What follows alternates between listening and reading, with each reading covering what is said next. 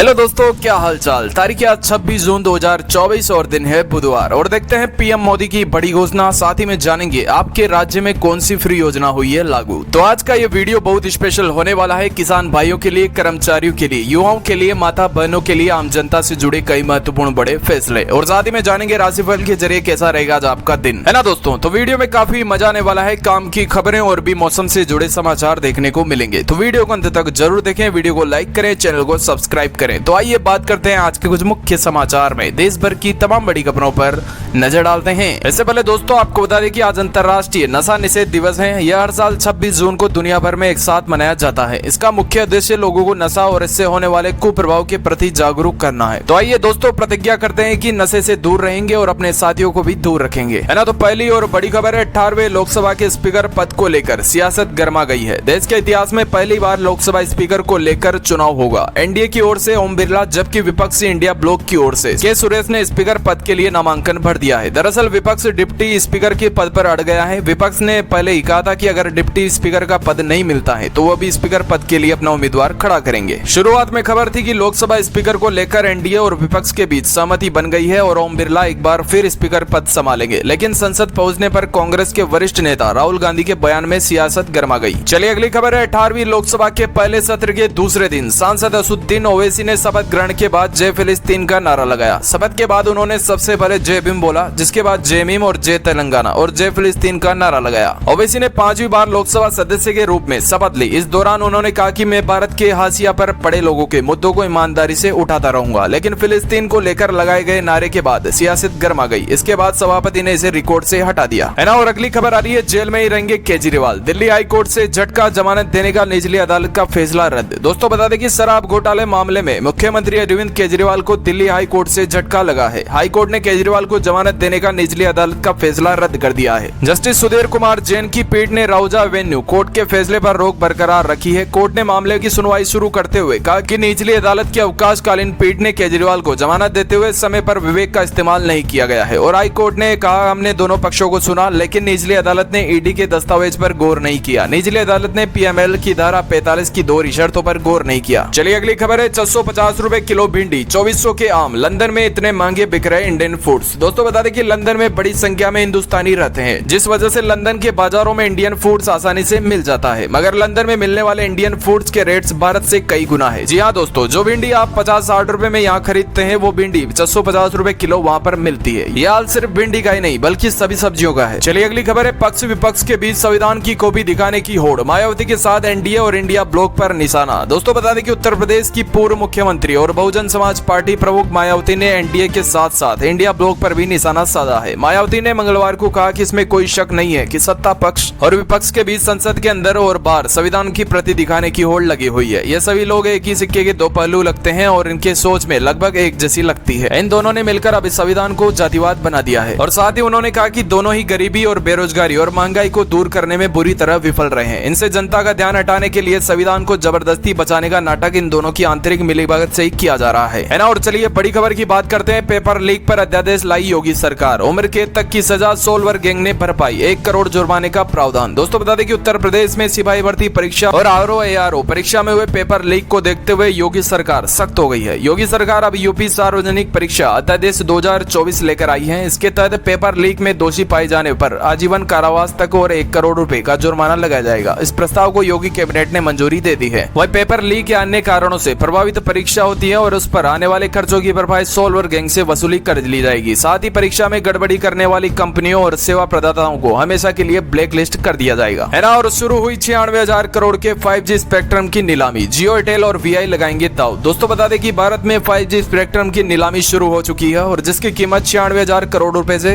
इसकी शुरुआत मंगलवार से शुरू हुई है। जिससे पहले साल 2022 में नीलामी में स्पेक्ट्रम की नीलामी हुई थी, जिसमें सरकार को रिकॉर्ड तोड़ 1.5 ट्रिलियन रुपए की कमाई हुई थी। और बता दें कि देश में प्राइवेट सेक्टर की 3 बड़ी कंपनियां रिलायंस जियो, भारती एयरटेल और वोडाफोन वोडाफोन आइडिया इसमें हिस्सा ले रही है ना। और बता दें कि Xiaomi ने भारतीय यूजर्स के लिए एक खास ऐलान कर दिया है। कंपनी ने नया बजट फोन ला रही है जिसका नाम Redmi 13 5G होगा। यह भारत में 9 जुलाई को लॉन्च होगा और ये जानकारी खुद कंपनी ने शेयर की है। यह स्मार्टफोन Redmi 12 5G का अपग्रेड वेरिएंट है जिसमें बीते साल अगस्त में लॉन्च किया जा चुका है। और इसी बीच बड़ी खबर निकल के आ रही है, स्विगी से मंगवाई चिकन बिरियानी में मिले कीड़े, शख्स ने शेयर की फोटो। दोस्तों बता दें कि बीते कुछ दिनों में से सोशल मीडिया पर ऐसी कई खबरें आ रही है जिनमें खाने की चीजों में ब्लेड से लेकर मरा हुआ चूहा मिलने तक की बात कही है। अभी तक की खबरों के अनुसार खाने की चीजों में कॉकरोच, मरा हुआ मेंढक, ब्लेड, कीड़े, इंसान की उंगली और मरी हुई चिपकली मिले हैं। वहीं अब ताजा मामला हैदराबाद का है। यहाँ शख्स ने स्विगी से बिरियानी ऑर्डर की जिसमें बिरियानी में देखा तो कीड़े मरे हुए निकले। शख्स ने इस तस्वीर को सोशल मीडिया पर शेयर की। खबर है 18वीं लोकसभा के विशेष सत्र के दूसरे दिन संसद में कई अजीबोगरीब नजारे देखने को मिले। दोस्तों बता दें कि मेरठ लोकसभा सीट से जीत कर आए भारतीय जनता पार्टी सांसद अरुण गोविल ने संस्कृत भाषा में शपथ ली। जब शपथ के लिए अरुण गोविल का नाम पुकारा गया तो सत्ता पक्ष के कुछ सदस्यों ने जय श्री राम का नारा लगाया। अरुण गोविल ने जैसे ही शपथ लेने के लिए आगे बढ़े तो कुछ लोग पीछे से चिल्ला रहे थे, बेईमानी से जीतो, बेईमानी से जीतो, है ना। और चलिए बात करते हैं मौसम को लेकर। दोस्तों बता दें कि दक्षिण पश्चिमी मानसून तेजी से आगे बढ़ रहा है और अगले कुछ दिनों में इसके पूर्व उत्तर भारत में छाने की पूरी संभावना है। भारत मौसम विज्ञान विभाग जो IMD है उसने मंगलवार को यह जानकारी दी है। IMD ने अपने ताजा अपडेट में बताया कि दक्षिण गुजरात के कुछ हिस्सों में मानसून 11 जून को पहुंच गया था, लेकिन उसके बाद वहां कई दिनों तक ठहरा रहा और अब आगे बढ़ चुका है। अगर सब कुछ सही रहा तो उत्तराखंड, हिमाचल प्रदेश, जम्मू कश्मीर, लद्दाख, पंजाब के उत्तरी हिस्से और हरियाणा के उत्तरी हिस्से के साथ ही दिल्ली में अगले 3-4 दिनों के मानसून दस्तक दे सकता है। इससे न तापमान में सिर्फ भारी गिरावट आएगी बल्कि लोगों को भीषण गर्मी से राहत भी मिलेगी। चलिए इसी बीच बड़ी खबर निकल के आ रही है। नीट और UGC नेट पेपर लीक विवाद के बीच उत्तर प्रदेश की योगी सरकार ने पेपर लीक और नकल माफियाओं की कमर तोड़ने के लिए बड़ा फैसला लिया है। मंगलवार को हुई कैबिनेट बैठक में पेपर लीक के खिलाफ अध्यादेश के प्रस्ताव को मंजूरी मिल गई है। इस अध्यादेश के लागू होते ही नकल माफियाओं पर कार्रवाई और तेजी से देखने को मिलेगी। दरअसल पेपर लीक मामलों में सरकार के प्रयासों को बड़ा झटका लगा है। एक तरफ युवाओं में नाराजगी है तो दूसरी तरफ विपक्ष में भी इस मामले को लेकर जोरदार हमला जारी है। चलिए अगली खबर है। दिल्ली की जल मंत्री आतिशी 5 दिन से अनशन पर बैठी थी और उनकी एक मांग थी कि दिल्ली के हक का पानी दिल्ली को दिया जाए। उनके मुताबिक जो हमारा एग्रीमेंट है उसके हिसाब से हरियाणा में 613 MGD पानी दिया जाए क्योंकि ये चुनाव परिणाम आने के बाद से कम रहा है ना। और बड़ी खबर निकल के आ रही है। अगले महीने रूस का दौरा करेंगे PM मोदी। राष्ट्रपति पुतिन के साथ होगी बैठक, रूसी मीडिया का दावा। दोस्तों बता दें कि RI के मुताबिक एक राजनयिक सूत्र के संकेत दिए कि PM मोदी जुलाई में रूस का दौरा करने वाले हैं। सूत्र ने इस बात की भी पुष्टि की है कि प्रधानमंत्री नरेंद्र मोदी और रूस के राष्ट्रपति पुतिन के बीच एक बैठक होने वाली है। अच्छा चलिए अगली खबर आ रही है। केंद्र सरकार पेट्रोल और डीजल को GST के दायरे में लाने पर विचार कर रही है। अगर ऐसा हुआ तो पेट्रोल और डीजल की कीमतों में करीब 20 रुपए तक की कमी आ सकती है। बता दें कि पेट्रोलियम उत्पादों को GST में शामिल करने से सिर्फ न तेल कंपनियों को इनपुट पर चुकाए गए कमों को करने में मदद मिलेगी बल्कि देश भर में ईंधन पर टैक्स में एकरूपता आएगी, जिसका मतलब है कि पूरे देश में पेट्रोल डीजल लगभग एक ही कीमत पर उपलब्ध होंगे। GST परिषद की 53वीं बैठक में वित्त मंत्री निर्मला सीतारमण ने कहा कि केंद्र सरकार पेट्रोल और डीजल को GST के दायरे में लाने के लिए तैयार है। अब राज्यों को इस बारे में फैसला लेना है और साथ मिलकर इस दरें तय करनी है। अगर GST दर पर सहमति बन जाती है और पेट्रोलियम उत्पादों पर सर्वाधिक 28% कर लगाया जाता है तो भी आम लोगों को पेट्रोल पर 19.71 रुपए प्रति लीटर और डीजल को 12.83 रुपए प्रति लीटर की राहत मिलेगी। चलिए बात करते हैं आज के राशिफल की। कैसा रहेगा आज आपका दिन। सबसे पहले बात करते हैं मेष राशि की। तो बता दें कि आत्मविश्वास भरपूर रहेगा, माता की सेहत में सुधार होगा, कारोबार में वृद्धि होगी, परिश्रम अधिक रहेगा, लाभ में वृद्धि होगी और कारोबार के लिए किसी दूसरे स्थान पर भी जा सकते हैं। वृश्चिक राशि, आत्मविश्वास में कमी रहेगी, मन में उतार चढ़ाव रहेंगे, आत्मसंयत रहें और कारोबार में वृद्धि होगी, थोड़ी भाग दौड़ भी अधिक रहेगी, लाभ में वृद्धि होगी, नौकरी में अफसरों का सहयोग मिल सकता है। मिथुन राशि, मन प्रसन्न रहेगा, कारोबार में वृद्धि होगी, लाभ में भी वृद्धि होगी और पारिवारिक जीवन में सुखमय रहेगा, संतान की ओर से सुखद समाचार मिल सकता है। कर्क राशि, मन अशांत हो सकता है और परंतु आत्मविश्वास भरपूर रहेगा, पारिवारिक जीवन सुखमय रहेगा, धर्म के प्रति श्रद्धा भाव रहेगा, कारोबार में वृद्धि होगी, लाभ में भी वृद्धि होगी। सिंह राशि, मन में उतार चढ़ाव रहेंगे, जीवन साथी की सेहत का ध्यान रखें, खर्चों में वृद्धि होगी, किसी मित्र के सहयोग से कारोबार में बदलाव के अवसर मिल सकते हैं, सेहत का ध्यान रखें। कन्या राशि, मन अशांत रहेगा, परिवार के साथ किसी धार्मिक स्थान पर जा सकते हैं, मित्रों का सहयोग मिलेगा और पिता की सेहत पर ध्यान रखें, कारोबार में बदलाव के योग बन रहे हैं, भाग दौड़ अधिक रहेगी। तुला राशि, मन परेशान रहेगा, व्यर्थ में क्रोध से बचें, नौकरी में परिवर्तन के योग बन रहे हैं, तरक्की के अवसर मिल सकते हैं, आय में वृद्धि होगी, परिश्रम अधिक रहेगा। वृश्चिक राशि, आत्मविश्वास से लबरेज रहेंगे और कला या संगीत के प्रति रुझान बढ़ेगा, व्यर्थ में क्रोध से बचें, कारोबारी कार्यों में मन लगेगा और कारोबार में वृद्धि होगी, परिश्रम अधिक रहेगा। धनु राशि, मन में निराशा व असंतोष की स्थिति हो सकती है, धैर्यशील बनाए रखें या प्रयास करें, कारोबार में कठिनाई आ सकती है, आय में कमी व खर्च अधिक की स्थिति हो सकती है। मकर राशि, मन अशांत हो सकता है, संयम संयंत्र रखें और व्यर्थ में क्रोध से बचें। कारोबार में वृद्धि होगी, लाभ में वृद्धि होगी। कारोबार में के लिए विदेश जाने के योग भी बन सकते हैं। खर्चों में वृद्धि होगी। कुंभ राशि, वाणी में मधुरता रहेगी परंतु मन अशांत हो सकता है। परिवार की सेहत का ध्यान रखें, माता का साथ मिलेगा और नौकरी में बदलाव के योग बन रहे हैं। खर्चों में वृद्धि होगी। और अंत में मीन राशि, मन प्रसन्न रहेगा, आत्मविश्वास भरपूर रहेगा। किसी रुके धन की प्राप्ति हो सकती है। कारोबार में वृद्धि हो सकती है, लाभ में वृद्धि होगी और कारोबार में भाग दौड़ अधिक रहेगी। है ना। तो दोस्तों ये थे आज के कुछ मुख्य समाचार। ऐसी न्यूज पाने के लिए आप यूट्यूब चैनल को सब्सक्राइब करें। मैं मिलता हूँ आपको किसी ऐसी नई अपडेट के साथ। तब तक के लिए नमस्कार, जय हिंद, जय श्री राम।